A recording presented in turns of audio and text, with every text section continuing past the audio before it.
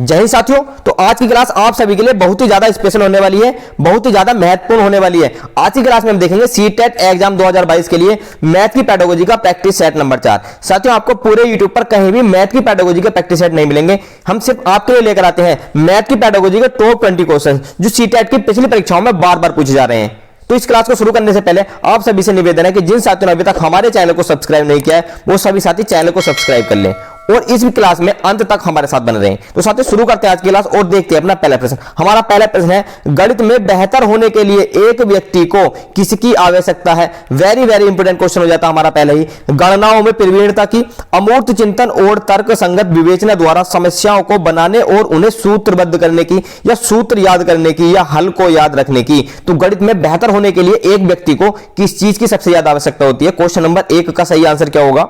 इसका सही आंसर हो जाएगा साथियों गणनाओं में प्रवीणता की। अगर हमें गणनाएं अच्छे से करने आएगी तो हम गणित में बेहतर हो सकते हैं। ऑप्शन नंबर 1 इस प्रश्न के लिए सही आंसर हो जाएगा। अगला प्रश्न देखेंगे, प्रश्न नंबर 2 है हमारी आज की क्लास का। अधिक गणित जानने की अपेक्षा यह जानना अधिक उपयोगी है कि गणितीयकरण कैसे किया जाता है। यह कथन किसके द्वारा दिया गया है? जॉर्ज पोलिया, डेविड व्हीलर, वेन हाइल या फिर वाइगोत्स्की। तो यह कथन किसके द्वारा दिया गया? क्वेश्चन नंबर 2 का सही आंसर, इसका सही आंसर होगा साथियों ऑप्शन नंबर 2 डेविड व्हीलर के द्वारा। ऑप्शन नंबर 2 इस प्रश्न के लिए सही आंसर हो जाएगा। अगला प्रश्न देखेंगे, प्रश्न नंबर 3 है, गणित की परियोजनाओं के बारे में निम्नलिखित कथनों में से कौन सा सही नहीं है। साथियों, नहीं वाले क्वेश्चन को जरा ध्यान से पढ़ना है। वे समस्या समाधान कौशल को बढ़ाते हैं, ये सही बात है। वे अंतर्विषयी अनुबंधों को सिद्ध करते हैं, ये भी सही बात है। वे गणित में अंक प्राप्त करना आसान करते हैं, ये हमारा गलत हो जाएगा। वे अन्वेषण कौशल को प्रोत्साहित करते हैं, ये भी सही बात है। तो क्वेश्चन नंबर 3 का सही आंसर हो जाएगा ऑप्शन नंबर 3 कि वे गणित में अंक प्राप्त करना आसान करते हैं। ऑप्शन नंबर 3 इस प्रश्न के लिए सही आंसर हो जाएगा। अगला प्रश्न देखेंगे, प्रश्न नंबर 4 है कि गणित की अच्छी पाठ्य पुस्तक में होते हैं बहुत सारे अभ्यास प्रश्न, प्रमेय और उनकी उपपत्ति, हल किए हुए उदाहरण या समन्वेषण के लिए प्रश्न। तो गणित की जो पाठ्य पुस्तक होगी अच्छी, उसमें क्या होगा? क्वेश्चन नंबर 4 का सही आंसर हो जाएगा साथियों, उसमें होंगे समन्वेषण के लिए प्रश्न। ऑप्शन नंबर 4 इस प्रश्न के लिए सही आंसर हो जाएगा। अगला प्रश्न देखेंगे, प्रश्न नंबर 5 हमारे आज की क्लास का। निम्नलिखित प्रश्न को पढ़िए और हल कीजिए। x + 1/2x + 3 = 3/8। इस प्रश्न में ब्लूम टैक्सोनॉमी के किस संज्ञानात्मक कौशल पर बल दिया गया है? विश्लेषण पर, अनुप्रयोग पर, ज्ञान पर या फिर बोध पर। तो क्वेश्चन नंबर 5 का सही आंसर, इसका सही आंसर होगा साथियों ऑप्शन नंबर 1 विश्लेषण पर बल दिया गया है। ऑप्शन नंबर 1 इस प्रश्न के लिए सही आंसर हो जाएगा। अगला प्रश्न देखेंगे, प्रश्न नंबर 6 है, गणित में दुश्चिंता के लिए निम्नलिखित में से कौन सा घटक उत्तरदायी नहीं है? विषय की प्रकृति, लिंग, परीक्षा पद्धति या फिर पाठ्यक्रम।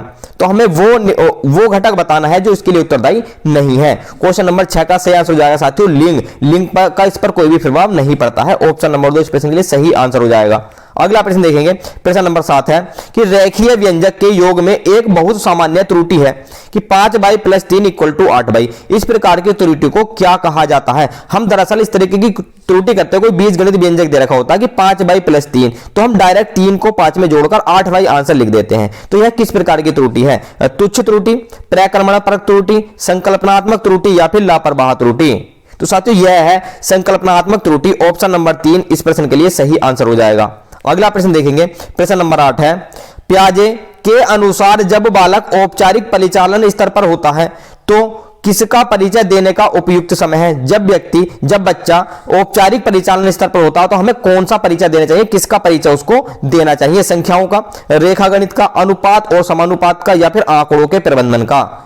तो क्वेश्चन नंबर 8 का सही आंसर होगा साथियों उस समय हमें बच्चों को देना चाहिए आंकड़ों के प्रबंधन का परिचय। ऑप्शन नंबर 4 इस प्रश्न के लिए सही आंसर हो जाएगा। अगला प्रश्न देखेंगे, विद्यालय स्तर पर गणित में शिक्षार्थियों की असफलता का एक मुख्य कारण यह है कि हमारी आकलन प्रक्रिया योग्यताओं के गणितीयकरण की अपेक्षा प्रक्रमण संबंधी ज्ञान के परीक्षण पर बल देती है या जेंडर संबंधी पक्षपात करती है और लड़कों के रुचि क्षेत्रों के संदर्भ में प्रासंगिक समस्याएं पूछती है या अपनी प्रकृति में अधिक विषयनिष्ठ है और वस्तुनिष्ठ प्रकार के प्रश्न कम होते हैं या बिल्कुल शामिल नहीं होते हैं या योगात्मक आकलन की अपेक्षा रूपात्मक आकलन पर अधिक बल देती है। तो विद्यालय स्तर पर गणित में शिक्षार्थियों की असफलता का मुख्य कारण क्या है? हमारी आकलन प्रक्रिया के बारे में। क्वेश्चन नंबर 9 का सही आंसर हो जाएगा साथियों ऑप्शन नंबर 1 की योग्यताओं के गणितीकरण की अपेक्षा प्रक्रमण संबंधी ज्ञान के परीक्षण पर बल देती है। ऑप्शन नंबर 1 इस प्रश्न के लिए सही आंसर हो जाएगा। अगला प्रश्न देखेंगे, ब्लूम की संशोधित वर्गीकी के अनुसार नीचे दिए गए कार्य भारतीय गणितज्ञों के योगदान पर पावर पॉइंट प्रस्तुतिकरण बनाएं द्वारा जिस ज्ञानात्मक उद्देश्य की उपलब्धि हो सकती है वह है। अगर हम बच्चों को देखें भारतीय गणितज्ञों के योगदान पर पावर पॉइंट प्रस्तुतिकरण बनाएं तो इससे किस ज्ञानात्मक उद्देश्य की उपलब्धि हो सकती है? विश्लेषण करना, सृजन करना, याद करना या फिर समझना। तो क्वेश्चन नंबर 10 का सही आंसर होगा साथियों ऑप्शन नंबर 2 सृजन करना। ऑप्शन नंबर 2 इस प्रश्न के लिए सही आंसर हो जाएगा। अगला प्रश्न देखेंगे, प्रश्न नंबर 11 है, गणित प्रयोगशाला क्रियाकलापों का उपयोग किया जा सकता है रचनात्मकता और संकलित दोनों मूल्यांकन के लिए, राष्ट्रीय गणित ओलंपियाड हेतु छात्रों के चयन के लिए, केवल रचनात्मक मूल्यांकन के लिए या फिर केवल संकलित मूल्यांकन के लिए। तो गणित प्रयोगशाला क्रियाकलापों का उपयोग किसके लिए किया जाता है यह हमें बताना है। क्वेश्चन नंबर 11 का सही आंसर क्या होगा? इसका सही आंसर हो जाएगा साथियों केवल रचनात्मक मूल्यांकन के लिए। ऑप्शन नंबर 3 इस प्रश्न के लिए सही आंसर हो जाएगा। अगला प्रश्न देखेंगे, कक्षा 6 में अध्यापक ने रचनात्मक मूल्यांकन कार्य के लिए वाद विवाद का विषय दिया है और वो विषय है हिंदू अरेबिक संख्याएं रोमन संख्याओं से अधिक प्रभावशाली हैं। तो एफए के इस क्रियाकलाप का उद्देश्य किसका मूल्यांकन करना है यह हमें बताना है। रचनात्मकता का, समझ का, जानकारी का या फिर विश्लेषणात्मकता का। तो क्वेश्चन नंबर 12 का सही आंसर क्या होगा? इसका सही आंसर हो जाएगा साथियों ऑप्शन नंबर 4 विश्लेषणात्मकता का। ऑप्शन नंबर 4 इस प्रश्न के लिए सही आंसर हो जाएगा। अगला प्रश्न देखेंगे, प्रश्न नंबर 13 है, सलमान -3 -4 = +7 को हल करता है और इस त्रुटि का कारण क्या है? साथियों ये तो जुड़ेंगे दोनों क्योंकि सेम साइन है -3 और -4, लेकिन जोड़ने के बाद वो -7 की जगह +7 कर देता है।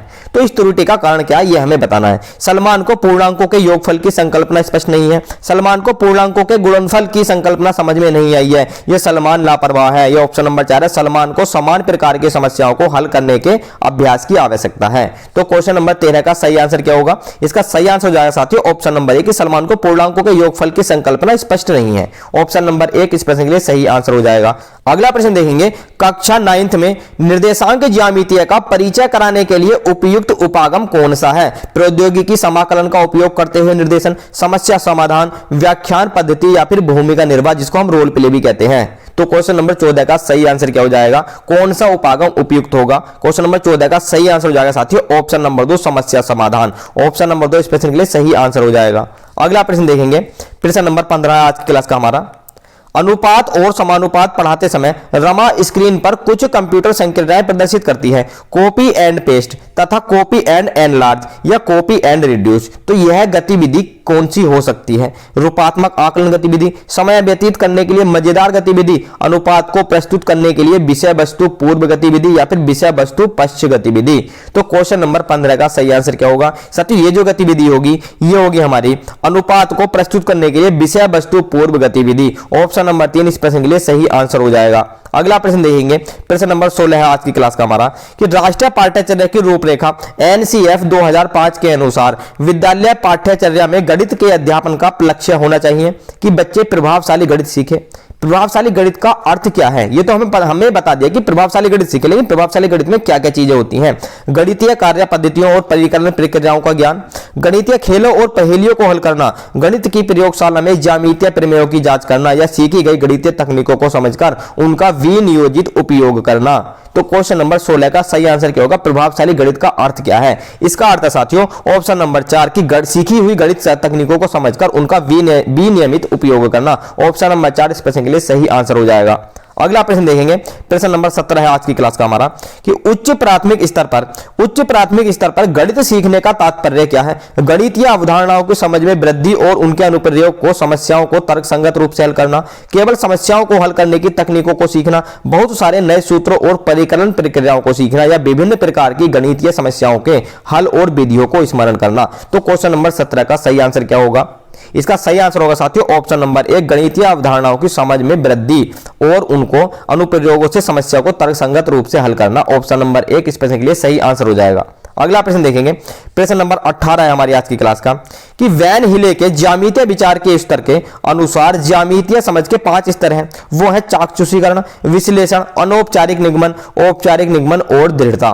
कक्षा 7 के शिक्षार्थियों को चतुर्भुजों को उनकी विशेषताओं के आधार पर वर्गीकृत करने के लिए कहा गया है।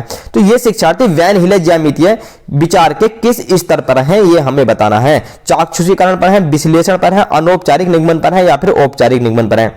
अगर हमें चतुर्भुजों को उनकी विशेषताओं के आधार पर वर्गीकृत करना है तो वो किस स्तर पर आएंगे, ये हमें बताना है। तो क्वेश्चन नंबर 18 का सही आंसर हो जाएगा साथियों ऑप्शन नंबर 2, विश्लेषण पर है, वो विश्लेषण स्तर पर है। ऑप्शन नंबर 2 इस प्रश्न के लिए सही आंसर हो जाएगा।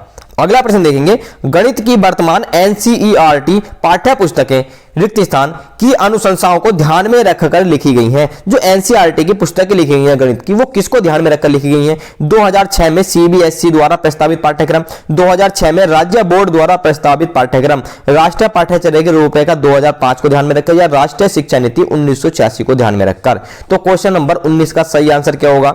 इसका सही आंसर होगा साथियों राष्ट्रीय पाठ्यचर्या के रूपरेखा 2005 को ध्यान में रखकर। ऑप्शन नंबर 3 इस प्रश्न के लिए सही आंसर हो जाएगा।